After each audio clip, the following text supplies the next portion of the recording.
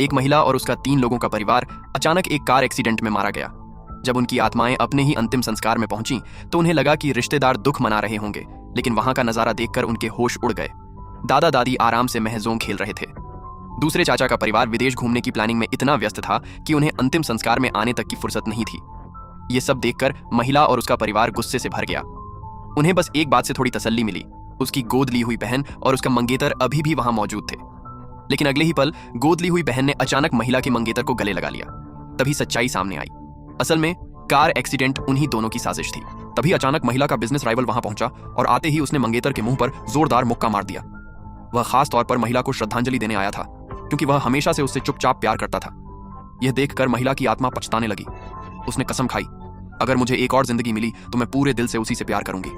और तभी जब उन्होंने दोबारा आंखें खोली तो पूरा परिवार हैरान रह गया। वे सब पुनर्जन्म ले चुके थे। जन्म के बाद सबसे पहले महिला सीधे अपने घर पहुंची और जैसा उसने सोचा था, उसकी गोद ली हुई बहन उसके मंगेतर के साथ ही थी। गोद ली हुई बहन सफाई देने लगी। वो बस मेरे लिए मच्छर पकड़ रहे थे और अपनी गर्दन पर सूजन को मच्छर का काटना बता दिया। लेकिन महिला ने बिना कुछ सोचे उसे जोरदार थप्पड़ मार दिया। ये देखकर मंगेतर गुस्से में बोला, अब भी माफी मांगो, नहीं तो शादी तोड़ दूंगा। लेकिन इस बार महिला ने बिना हिचकिचाए कहा, ठीक है, शादी खत्म। ये सुनकर मंगेतर खुद चौंक गया, क्योंकि उसका असली प्लान अभी शुरू भी नहीं हुआ था। तभी दादा दादी वहां आ पहुंचे। गोद ली हुई बहन तुरंत रोते हुए शिकायत करने लगी, दीदी परिवार के फायदे की परवाह किए बिना रिश्ता तोड़ना चाहती हैं। दादा ने गुस्से में छड़ी उठाकर महिला को मारने की कोशिश की, लेकिन तभी महिला की मां घर लौट आई। गोद ली हुई बहन फिर मासूम बनने का नाटक करते हुए बोली, दीदी ने मेरा चेहरा सुझा दिया। लेकिन इस बार मां ने भी उसे एक जोरदार थप्पड़ मार दिया। तभी पिता भी घर पहुंच गए।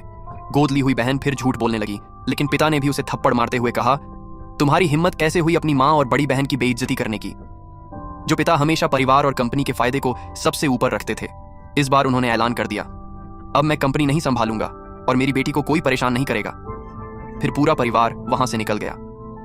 महिला को अपने पिछले जन्म वाला आदमी याद आया, जो इस जन्म में उसका बिजनेस राइवल था। इसलिए उसने सबसे पहले उसे अपनी फोटो भेजी। फोटो देखते ही आदमी बेहद खुश हो गया। महिला ने उसे डिनर पर बुलाया, लेकिन आदमी को लगा कि यह उसकी कोई चाल है, इसलिए उसने मना कर दिया।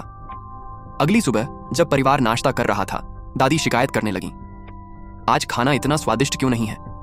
तभी नौकर ने बताया कि पहले महिला की मां हर दिन खुद प्यार से खाना बनाती थी। उसी समय महिला सीढ़ियों से नीचे उतरी और बोली, मम्मी पापा तो घूमने निकल चुके हैं। इसके बाद महिला सीधे उस आदमी की कंपनी पहुंच गई और जैसे ही वह उसके सामने आई, आदमी की नजरें उसी पर टिक गईं।